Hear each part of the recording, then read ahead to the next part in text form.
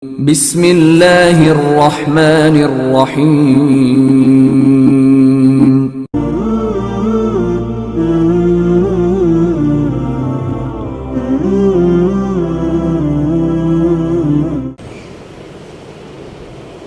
السلام عليكم ورحمة الله وبركاته. الحمد لله كفى وسلام على عباده الذين اصطفى. أما بعد، قال الله تبارك وتعالى في القرآن المجيد والفرقان الحميد: فأعوذ بالله من الشيطان الرجيم. بسم الله الرحمن الرحيم. وقرن في بيوتكن ولا تبرجن تبرج الجاهلية الأولى. وقال تبارك وتعالى: إنا أنزلناه في ليلة القدر وما أدراك ما ليلة القدر ليلة القدر خير من 1000 شهر تنزل الملائكة والروح فيها بإذن ربهم من كل أمر سلام هي حتى مطلع الفجر. صدق الله العظيم. قال النبي صلى الله عليه وسلم: من قام رمضان إيمانا واحتسابا قد غفر له ما تقدم من ذنبه، ومن قام ليلة القدر إيمانا واحتسابا قد غفر له ما تقدم من ذنبه، أو كما قال عليه الصلاة والسلام. اللهم صل على سيدنا مولانا محمد في أول كلامنا. اللهم صل على سيدنا مولانا محمد في أوسط كلامنا. اللهم صل على سيدنا مولانا محمد في آخر كلامنا. اللهم لك الحمد كما أنت أهله، فصل على محمد كما أنت أهله، وافعل بنا ما أنت أهله، فإنك أنت أهل التقوى وأهل المغفرة. رب اشرح لي صدري ويسر لي أمري واحلل عقدة من لساني يفقه قولي. اللهم صل على محمد وآله ألف مرة. اللهم صل على محمد وآله ألف مرة. اللهم صل على محمد وآله ألف مرة. محترم و معزز سامعین کرام، بزرگان دین، ایک مرتبہ دل کی گہرائیوں کے ساتھ درود پاک پڑھ لیں. اللهم صل على سيدنا محمد وعلى آل سيدنا محمد وبارك وسلم.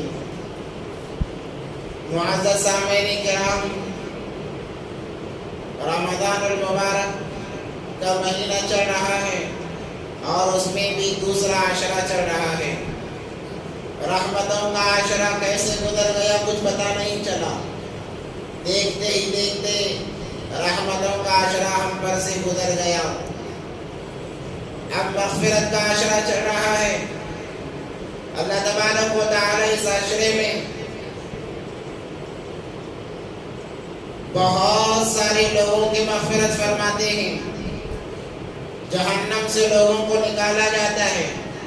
اس لیے کتابوں میں لکھا ہے اس عاشرے میں اپنے گناہوں سے معافی مانگی جائے. ایک دعا خاص طور پر بیان کی جاتی ہے، اس دعا کا ورد کیا جائے. دعا اللہم انکا عفو کریم تحب العفو فاعف عنا. اس دعا کا اہتمام کیا جائے. جو انسان اس دعا کا اہتمام کرتا ہے، اللہ تبارک و تعالی اسے جہنم میں داخل نہیں فرماتے. ویسے بھی یہ مہینہ ایسا مہینہ ہے کہ جس میں جہنم کے دروازے بند کر دیے گئے. جنت کے دروازے کھول دیے گئے. روزانہ اللہ تبارک و تعالیٰ لاکھوں کی تعداد میں لوگوں کو جہنم سے آزاد کرتے ہیں. میں نے جو حدیث مبارکہ پڑھی، نبی پاک صلی اللہ علیہ وسلم کا فرمان، من صام رمضان ایمانا واحتسابا قد غفر له ما تقدم من ذنبه. جو رمضان المبارک کے مہینے میں روزہ رکھتا ہے ایمان کے ساتھ میں، اللہ پر اعتماد کرتے ہوئے، اللہ کے لیے، اللہ تبارک و تعالی اس کے تمام پچھلے گناہ معاف کر دیتے ہیں. غفر له ما تقدم من ذنبه. بہت بڑی بات ہے.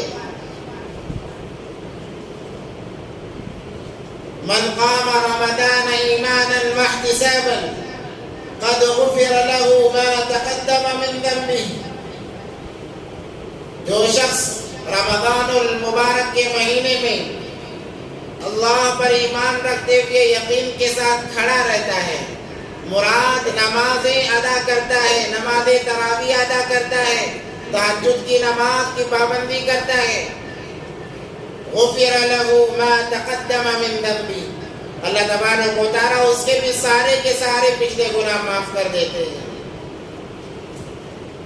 اس لیے کہ اللہ تبارک و تعالیٰ اپنے بندوں سے خصوصی اعتبار سے مومنوں سے بہت زیادہ محبت کرتے ہیں.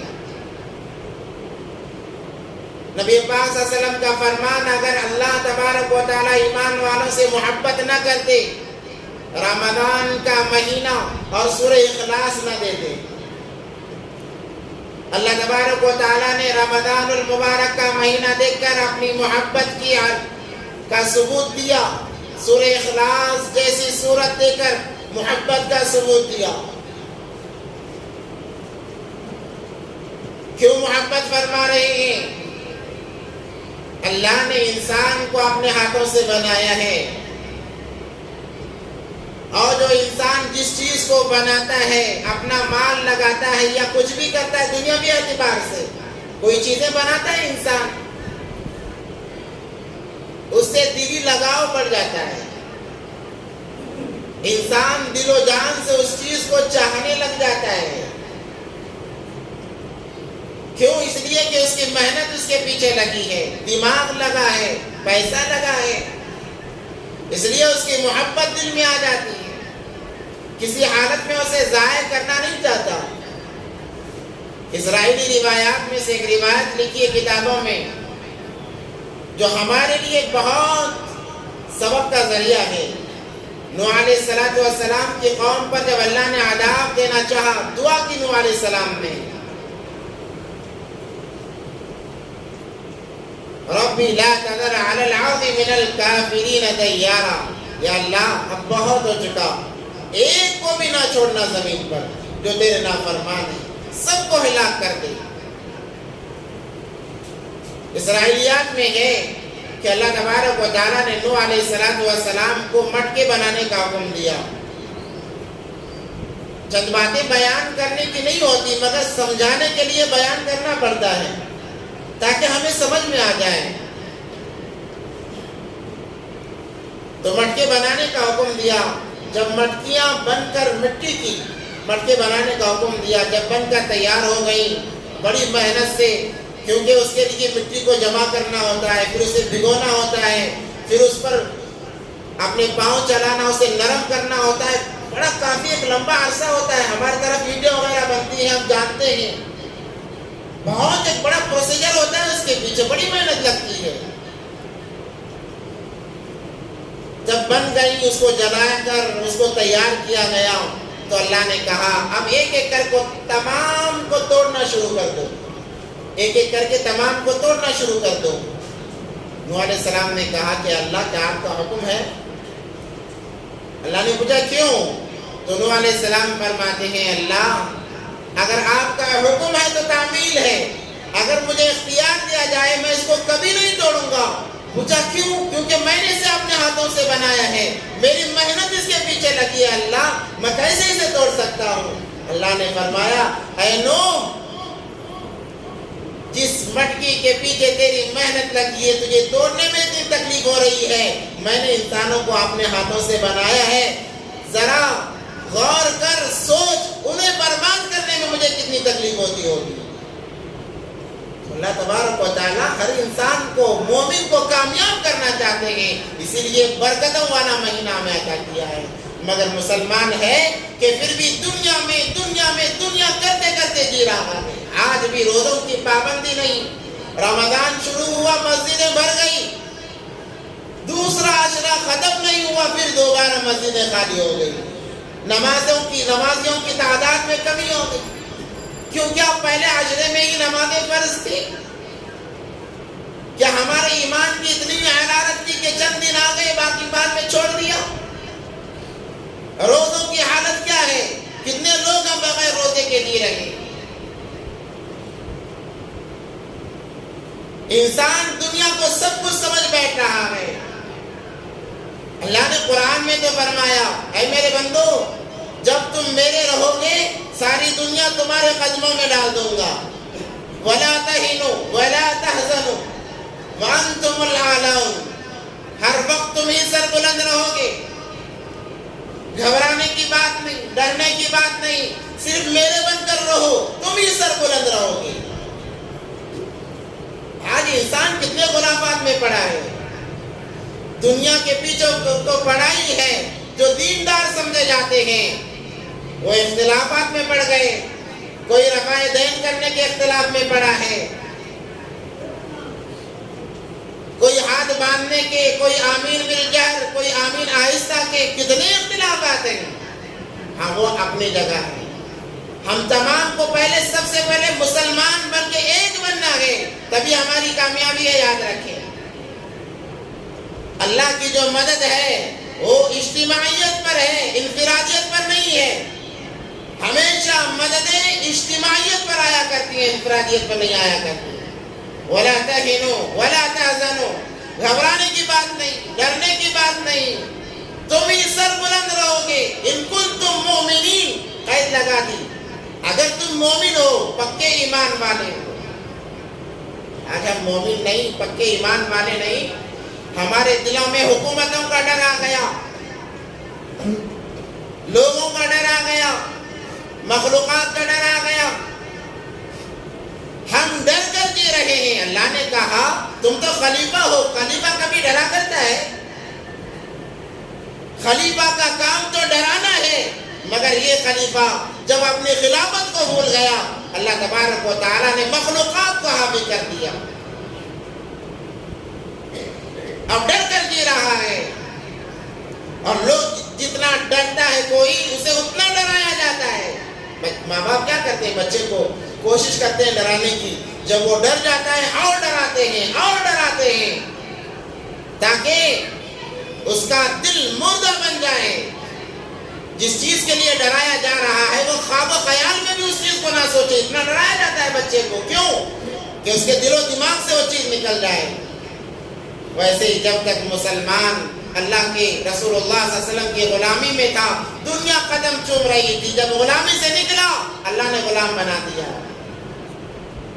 انسان یا تو بادشاہ رہے گا یا تو غلام رہے گا، بادشاہ کو چھوڑ دے گا خود بخود غلامی میں آ جائے گا۔ جب غلامی میں آ گیا، اب حالات دیکھیں، لوگ کتنا ظلم ڈھا رہے ہیں، خصوصاً مسلمانوں پر۔ یہ ہماری ہی وجہ سے ہے۔ اخبارات آپ ہم سے زیادہ پڑھتے ہیں، آپ کو جانکاری ہم سے زیادہ ہے۔ کیا ہو رہا ہے؟ مساجد کو شہید کیا جا رہا ہے، مدارس کو ڈھایا جا رہا ہے، مقدس کتابوں کو آگ کے نظر کیا جا رہا ہے، وہ بھی سرے عام ہو رہا ہے۔ ابھی تک پرسوں کا واقعہ لیجیے، مسجد کے مینار کو دن دہاڑے گرایا گیا، مدرسے عزیزیہ کو جلا دیا گیا، کتابیں جلا دی، جو 120 سال پرانا مدرسہ تھا۔ تمام لوگ تماشائی بنے ہیں، دیکھ رہے ہیں، کوئی کچھ کرنے کے لیے تیار نہیں، کیونکہ یہ انسان حقیقی معنوں میں مسلمان نہیں ہے۔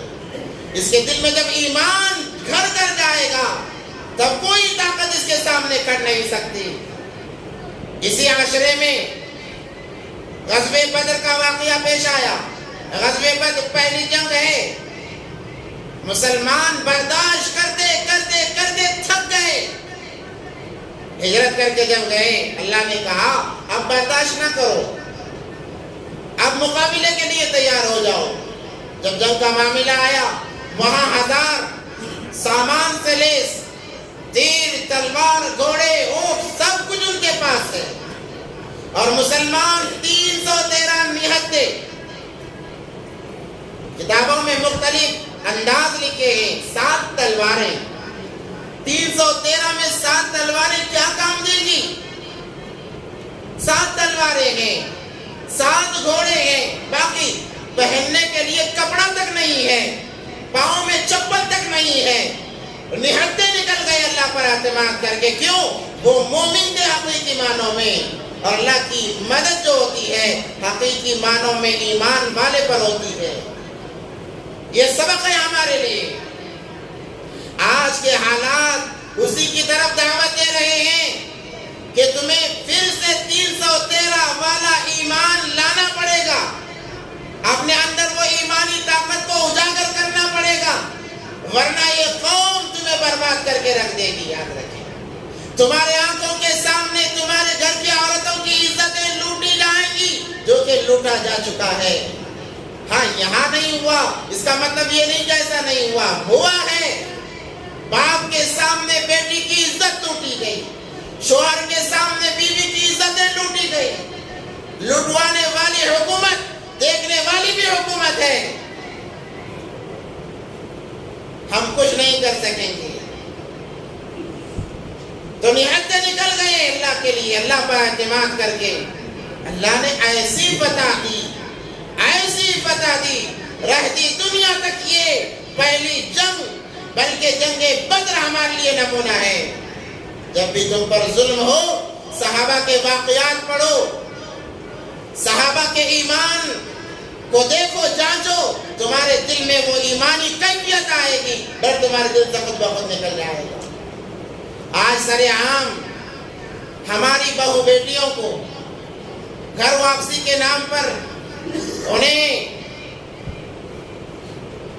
اس کی پلاننگ کی جا رہی ہے باقاعدہ, اور کہا جا رہا ہے ہماری ماؤں سے, ہماری بہنوں سے کہ تمہیں اسلام نے قید کر کے رکھا ہے, تم اسلام میں قید ہو, تم غصے میں قید ہو.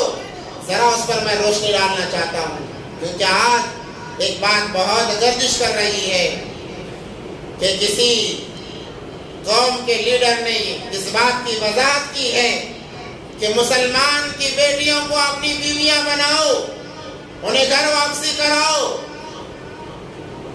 ان سے اولاد پیدا کرو یا ضرورتیں پوری کرو, جب ضرورت پوری ہو جائے انہیں راستے پر پھینک دو. یہ علن اعلان باتیں کہی جا رہی ہیں, ٹریننگ دی جا رہی ہے, تحریروں میں لکھ کر ٹریننگ دی جا رہی ہے کہ 15 دن کی ٹریننگ ہوگی. آؤ, جو مسلمانوں کی بیٹیوں کی عزتوں کے ساتھ جو کھیلنا چاہتا ہے آ جائے, ہم اسے ٹریننگ دیں گے. یہ بات پر حکومت خاموش ہے. کیوں؟ کہنے والا ان کا ہے, کہنے والا ان کا ہے. اگر کوئی ایک مسلمان کچھ اس کے خلاف کہہ دیتا, دہشت گردی کا الزام تو, دہشت گردی کے الفاظ تو ٹرکوں میں پڑے ہوئے ہیں, اس پر تمام کے تمام تھوپ دیے جاتے کہ دہشت گرد ہے, بھڑکاؤ بھاشن دے رہا ہے. ہم پوچھتے ہیں تم جو ٹریننگ کے لیے بلا رہے ہو, 5 لاکھ کا انعام دے رہے ہو, گھر عطیہ دے رہے ہو, یہ دہشت گردی نہیں ہے؟ اس میں دہشت گردی نظر نہیں آتی, اس میں نفرت نظر نہیں آتی. ٹریننگ کے لیے بلایا جا رہا ہے, باقاعدہ ٹریننگ دی جا رہی ہے اور وہ لوگ کام کر رہے ہیں. آج ہم تمام کو ہوشیار ہونا چاہیے. خصوصی اعتبار سے میں اپنی ماں اور بہنوں سے کہنا چاہتا ہوں کہ میری ماں, اے میری بہنوں, تمہارا مقام اسلام نے ہی بلند کیا ہے. تاریخ اٹھا کر دیکھیں 1400 سال پہلے کی, عورتوں کا کوئی مقام نہیں تھا, انہیں کوئی پوچھنے والا نہیں تھا. یہودی عورت کو صرف کھلونا سمجھتے تھے کہ مرد کا دل بیزار ہو گیا, عورتوں سے جا کر کھیلو, معاملہ ختم کرو. عیسائی عورتوں کو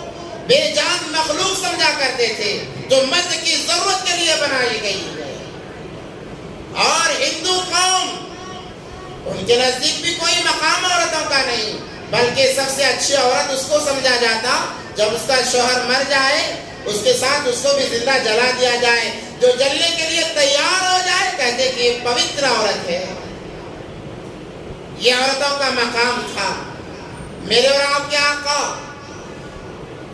سرکار مدینہ حضرت محمد مصطفیٰ صلی اللہ علیہ وسلم دنیا میں تشریف لائے، نبوت کے دن اعلان کر دیا کہ عورت کھلونا نہیں ہے، عورت دل بہلانے کے لیے نہیں ہے، بلکہ عورت کا مقام سب سے اعلیٰ ہے۔ آج ہماری بہنیں، ہماری مائیں دیکھ رہی ہیں کیا ان پر ظلم ہو رہا ہے آزادی کے نام پر۔ میری بہنوں، یہ اسلام ہی ہے جو تمہیں سر کا تاج بنا کر بٹھائے ہوئے ہیں۔ باقی قوموں نے تو تمہیں کھلونا ہی بنایا ہے۔ آپ یورپ کے عورتوں کو دیکھیں، ان کا کوئی شوہر نہیں ہوتا، کوئی بھائی نہیں ہوتا، کوئی باپ نہیں ہوتا، وہ کھلونا بن کر رہ گئی ہیں، انہیں کوئی پوچھنے والا نہیں، وہاں حسب نسب کا کوئی مقام نہیں۔ یہ اسلام ہی تو ہے، دین اسلام ہی تو ہے۔ میری ماں، تجھے جو مقام اس نے دیا ہے، نبی پاک صلی اللہ علیہ وسلم نے فرمایا کہ عورتوں کا مقام بہت زیادہ ہے، اور عورت کو رحمت کا لقب دیا اور کہا کہ اے مکہ والو، عورتوں کو زندہ درگور کرنا چھوڑ دو، لڑکیوں کو زندہ دفنانا چھوڑ دو، یہ تمہارے لیے عزت کا مقام ہے۔ یہ عورت جب ماں بنتی ہے، میرے نبی پاک صلی اللہ علیہ وسلم فرماتے ہیں، اے میری ماں، تیرے قدموں تلے وہ جنت آ جاتی ہے جسے انسان اعمال کے ذریعے سے پاتا ہے۔ میری بہن، جب تو ماں بنتی ہے، وہ جنت تیرے قدموں میں آتی ہے جسے انسان روزے اور نمازوں کے ذریعے سے حاصل کرتا ہے۔ اور کتنا مقام بڑھایا جائے تیری خدمت کے لیے۔ اللہ تبارک و تعالیٰ نے چار مردوں کو لگا دیا، بیٹا تیری خدمت کرے گا، باپ تیری خدمت کرے گا، بھائی تیری خدمت کرے گا، شوہر تیری خدمت کرے گا، اور کتنا تیرے مقام کو بڑھایا جائے۔ میری ماں، میری بہن، دوسروں کے چکر میں نہ۔ آج ان سے، ہماری عورتوں سے کہا جا رہا ہے تمہیں پردے میں ڈال کر قید کیا گیا ہے۔ ہم کہتے ہیں یہ قید نہیں بلکہ یہ حفاظت کرنے کا اعلیٰ درجہ ہے۔ تمہارے نزدیک جو سب سے زیادہ قیمتی چیز ہے، جسے ہیرے جوہرات یا سونا چاندی کہتے ہیں، کہاں پہ رکھتے ہیں؟ گلیوں میں پھینک دو گے؟ اسے کمرے کے اندر، بیرو کے اندر، لاکر کے اندر، دو لاکروں کے اندر رکھا جاتا ہے، اور دن میں کئی مرتبہ چیک کیا جاتا ہے۔ پتا ہے کمرے میں کوئی آ نہیں سکتا، بیرو میں کوئی جھانک نہیں سکتا، دو لاکروں کو کوئی کھول نہیں سکتا، اس کے باوجود دن میں کئی مرتبہ اسے دیکھا جاتا ہے۔ میری ماں، بہن، تجھے وہ مقام اسلام نے دیا ہے۔ مردوں پر پابندی لگا دی کہ اپنے گھر کی عورتوں کی عزت کرنا تم پر فرض ہے۔ اللہ اکبر۔ میری ماں، تجھے آزاد نہیں چھوڑا ہے، تیری حفاظت کے لیے چار کو مقرر کیا ہے۔ کون سا مذہب ہے جو 4 مردوں کے ذریعے سے تیری حفاظت کر رہا ہے؟ کون سا مذہب ایسا ہے؟ دوسرے مذاہب کے لوگوں نے تو تجھے راستوں پر چھوڑ دیا، کہا رات میں گھر سنبھال، دن میں آفس سنبھال، رات میں مرد کی ضرورت پوری کر، دن میں قوم کی ضرورت پوری کر۔ مگر میری ماں، میری بہن، اسلام کہتا ہے عورت صرف گھر کی رونق ہے، صرف گھر کی رونق ہے، اس پر زیادتی نہیں چلے گی۔ جب تو ماں بن جاتی ہے، بھائی کے لیے کہا، باپ کے لیے کہا، نبی پاک صلی اللہ علیہ وسلم کا فرمان، جس کے گھر بیٹی پیدا ہو جائے، پرورش کرے، بالغ ہونے پر فرما بردار کو دیکھ کر، ایماندار کو دیکھ کر نکاح کر کے دے دے۔ نبی پاک صلی اللہ علیہ وسلم نے فرما وجب الجنہ، جنت واجب ہوگی۔ جس کی 2 بیٹیاں ہیں، پرورش کی دینی تعلیم کے ساتھ میں، حرام و حلال کی پہچان کرائی، نکاح کر کے دے دیا، جنت واجب ہو گئی۔ 3 بچیاں ہیں، پرورش کی، نکاح کر کے دے دیا، کہا کہ وجب الجنہ، جنت واجب ہو گئی۔ بھائی کے لیے کہا اگر کسی کی بہن ہے، باپ نہیں ہے، بھائی باپ کے مقام پر آ جاتا ہے، نکاح کر کے دے دیتا ہے، وجب الجنہ، جنت واجب ہو جاتی ہے۔ شوہر کے لیے کہا گیا اے مردو کان کھول کر سن لو، اپنی بیویوں پر اگر تم زیادتیاں کرو گے کل قیامت کے دن جنت سے محروم کر دیے جاؤ گے۔ ہاں ان کی غلطی پر تمہیں ٹوکنے کا حق ہے، ٹوک سکتے ہو، مگر ظلم نہیں ڈال سکتے، زیادتی نہیں کر سکتے۔ اور جب ماں بن جاتی ہے اور مقام بڑھ جاتا ہے۔ آج غیر مذاہب میں دیکھیں، خصوصاً میری ماں سے بہنوں سے کہہ رہا ہوں، جب تمہاری عمریں ہو جاتی ہیں تمہیں اولڈ ایج ہوم میں ڈال دیا جاتا ہے، کوئی پوچھنے کے لیے نہیں آتا، کوئی خبر گیری کرنے کے لیے نہیں آتا۔ اسلام کیا کہتا ہے؟ وَقَضَى رَبُّكَ أَلَّا تَعْبُدُوا إِلَّا إِيَّاهُ، کہ جب تمہارے ماں باپ دونوں یا ایک بڑھاپے کی عمر کو پہنچ جائیں، ان کے چہرے پر جھریاں آ جائیں، بڑھاپے کی عمر کو پہنچ جائیں، وَلَا تَقُلْ لَهُمَا أُفٍّ، اللہ تبارک و تعالیٰ نے قرآن میں کہا اب خبردار، جوان تھے، کچھ رعایت مل سکتی تھی، دی نہیں ہے، کچھ رعایت مل سکتی تھی، دی نہیں ہے، مگر جب بڑھاپے کو آ گئے اب اللہ نے کہا اب اپنے منہ کو سل لو، اف بھی نہ کہو۔ ان کے بڑھاپے کی وجہ سے جو کام وہ کریں گے تمہیں آنکھیں جھکا کر اس کو تسلیم کرنا پڑے گا، اگر اف بھی کہو گے جہنم کے مستحق ہو جاؤ گے۔ اسلام نے تمہیں قید کیا، اسلام نے تو تمہیں مقام، عزت و آبرو دی ہے، اسلام نے تمہارے مقام کو بڑھایا ہے۔ آج جو لوگ ہماری بہنوں کو اچک لینا چاہتے ہیں وہ کہتے ہیں کہ تمہیں پردے میں گھسیٹ کر رکھ دیا ہے اور تم پر 3 طلاق کی تلوار کو لٹکائے رکھے ہیں۔ تو اس کی بھی وضاحت کر دوں، جہاں مرد کو 3 طلاق کا اختیار ہے، عورتوں کو اللہ نے خالی نہیں چھوڑا ہے، خلا ان کے لیے سب سے بڑا ہتھیار ہے۔ اگر شوہر ظالم ہے طلاق بھی نہیں دیتا، آزاد بھی نہیں کرتا، کہا کہ قاضی کے پاس جاؤ اور اپنی اور اس کے درمیان خلا کراؤ۔ مقام و مرتبہ تو اسلام نے دیا ہے۔ یہ سب بھیڑیے ہیں جو تمہیں آزادی کے نام پر اچکنے کے لیے تیار ہیں۔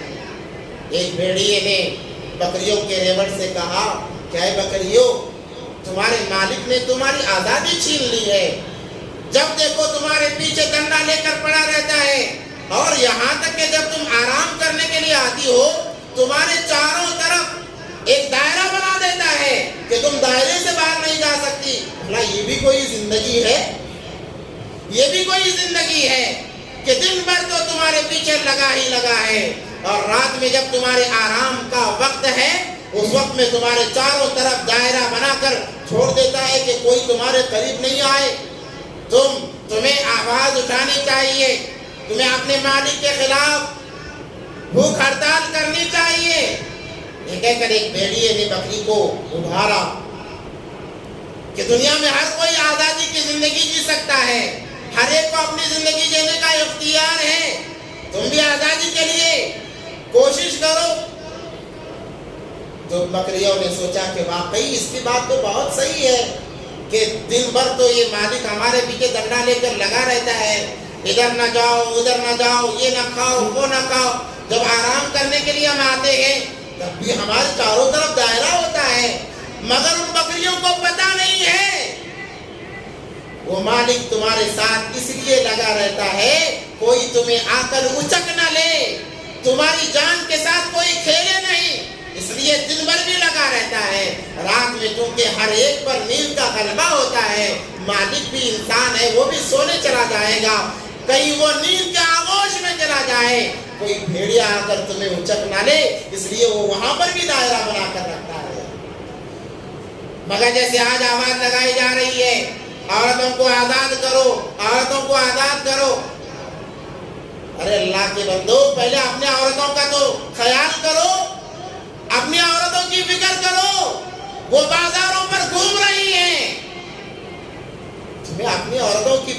مگر مسلمانوں کی عورتوں کی اتنی فکر آ گئی، ہمارے اتنے فرما بردار تم کب سے بن گئے؟ ہماری عورتوں کی عزتوں کے ٹھیکیدار تم کب سے بن گئے؟ تم تو لٹیرے ہو۔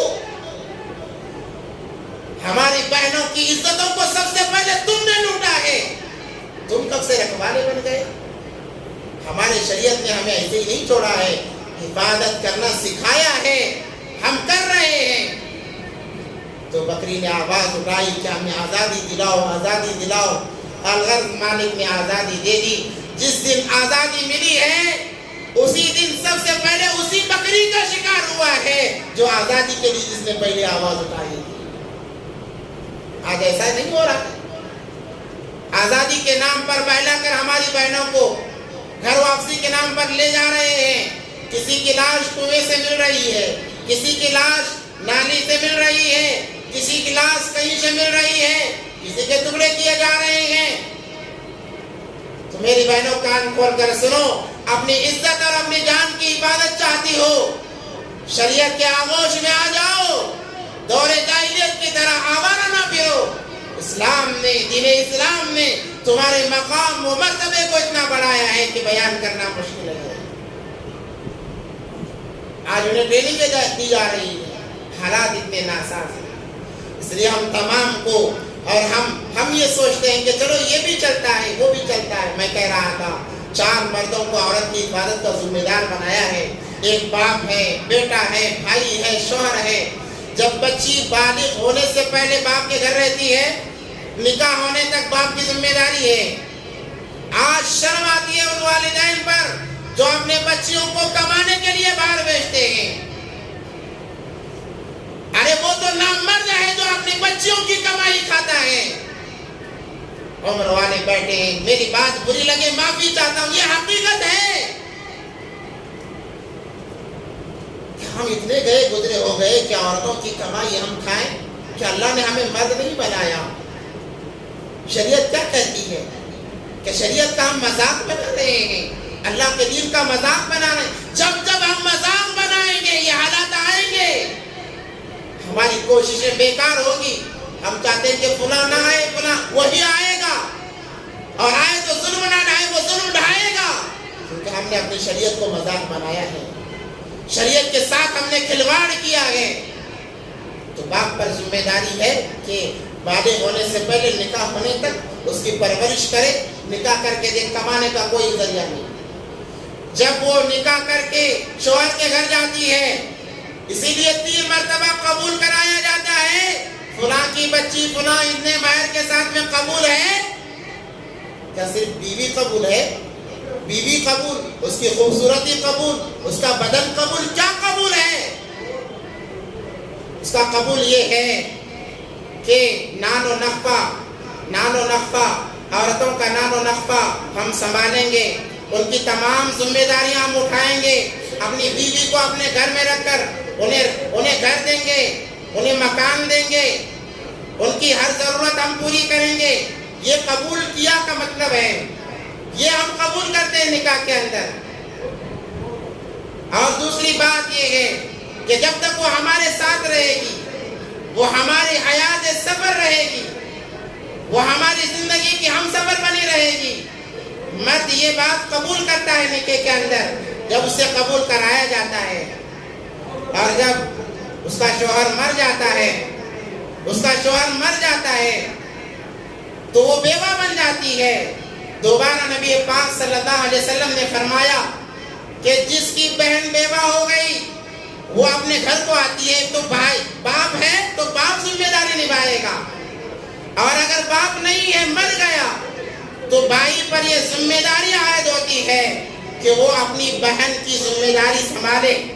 نبی پاک صلی اللہ علیہ وسلم نے جو فرمایا کہ دوہرا اجر بھائی کو ملتا ہے اگر بیوہ بہن کی ذمہ داریوں کو سنبھال رہا ہے، اور اگر بھائی بھی نہیں ہے، اسلامی حکومت ہے تو اسلامی حکومت میں یہ بات رائج ہوگی کہ بیت المال سے اسے وظیفہ دیا جائے، بیوہ کا وظیفہ دیا جائے، اس کے کھانے کا انتظام کیا جائے۔ تو مردوں کو اللہ نے کبھی آزاد نہیں چھوڑا ہے، کہا عورتوں کی حفاظت کرنا ہمیشہ تمہاری ذمہ داری ہے اور ذمہ داری رہے گی۔ اور بھائی اپنے اوپر بوجھ نہ سمجھے. اگر کوئی بھائی اپنی بیوہ بہن کو لقمہ کھلاتا ہے، اللہ تبارک و تعالیٰ نبی پاک صلی اللہ علیہ وسلم کے ذریعے سے اللہ نے فرما دیا کہ اسے دوہرا اجر ملتا ہے، ایک کھلانے کا، دوسرا بیوہ کو دینے کا. کتنا خیال کیا ہے اسلام نے، کتنا خیال کیا ہے. ہم آزادی کے چکر میں نہ پڑیں، ہم آزادی کے چکر میں نہ پڑیں.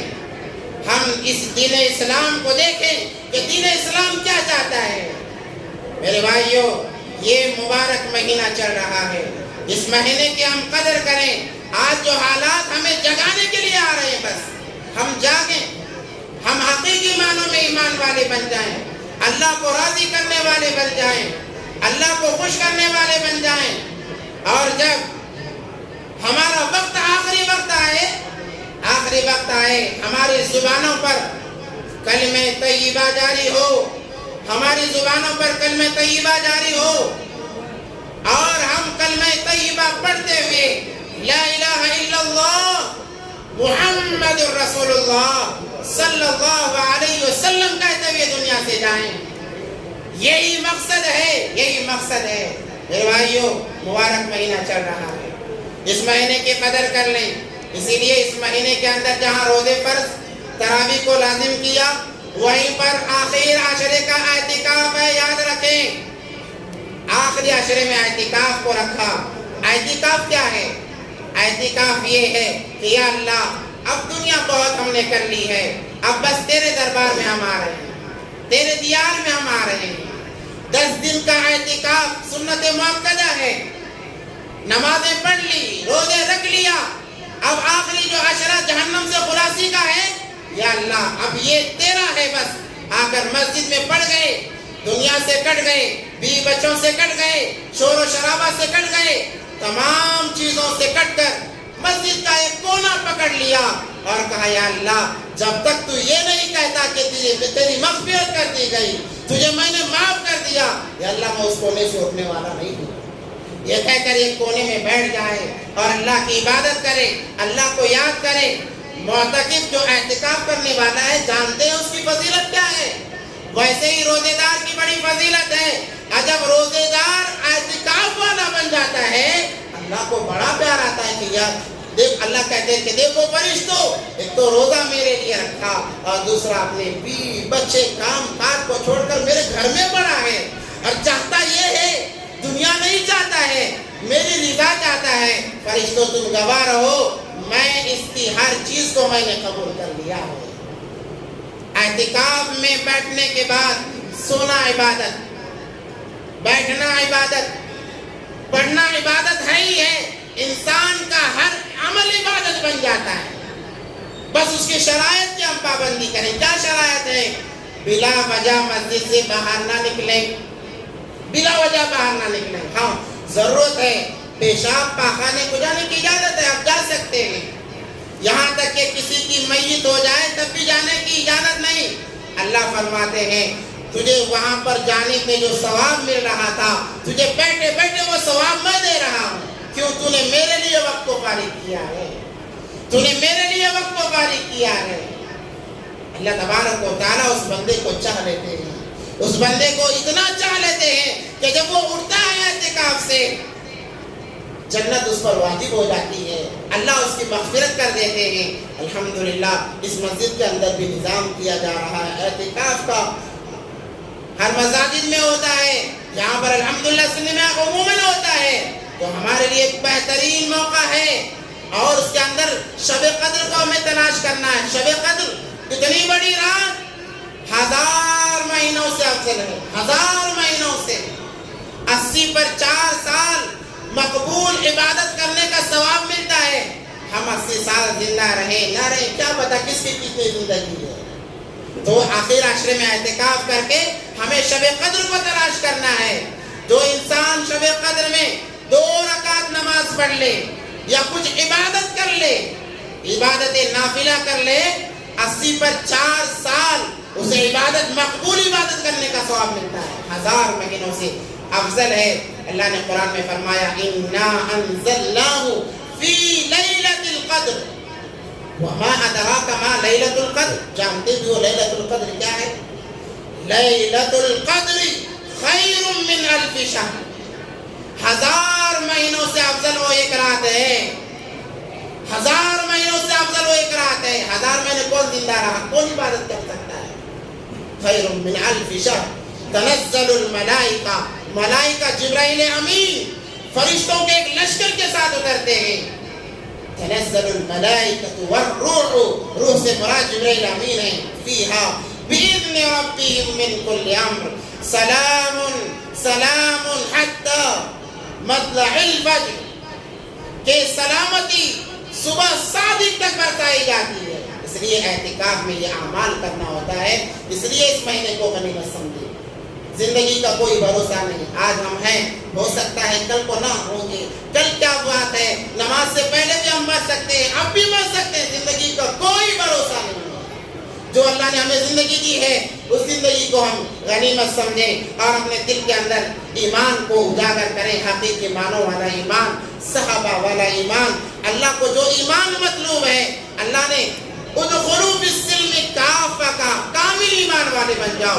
جب تک ہم کامل ایمان والے نہیں بنیں گے، دنیا ہمارے ساتھ کھلواڑ کرتی رہے گی، مذاق کرتی رہے گی۔ جیسے ہم کامل ایمان والے بن گئے، دنیا قدموں میں آ جائے گی۔ جیسے بچہ جب تک فرما بردار نہیں بنتا، ماں باپ اس کے بعد کو ٹکراتے رہتے ہیں، جیسے وہ فرما بردار بن گیا، کہتے ہیں کہ اب یہ میرا بچہ ہے، یہ میرا جگر کا ٹکڑا ہے، اس کی ضرورتیں پوری کی جاتی ہیں۔ بس اللہ سے دعا ہے کہ اللہ تبارک و تعالیٰ ہم تمام کو ان باتوں پر عمل کی توفیق عطا فرمائے۔ وآخر دعوانا الحمدللہ رب العالمین۔